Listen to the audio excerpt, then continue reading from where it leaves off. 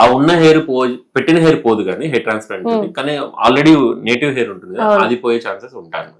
అవి పోకుండా సప్లిమెంట్స్ వాడమని చెప్తాం. ఓకే.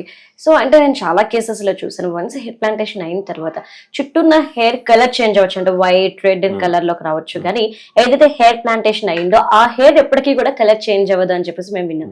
Is it true? అంటే లేదండి, it's acts like normal hair only. Special characters ఏమి వచ్చేవు, అది ఎలా ఉందో అలా.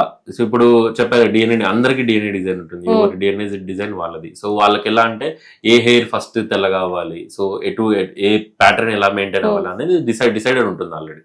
ఇప్పుడు ఆ ఫల్లికల్ ఏదైతే ఉంటుందో దాని డిజైన్ బట్టి అప్పుడు ఇది ఈ ఏజ్ కి తెల్లగా అవ్వాలని డిజైన్ ఉంది అనుకోండి, ఆ ఏజ్ తెల్లగా అయిపోతుంది.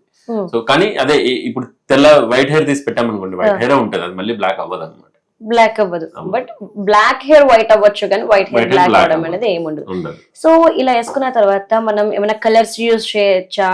Different colours. We can do all this colours. Normal hair treat చేసినట్టే ట్రీట్ చేయొచ్చు.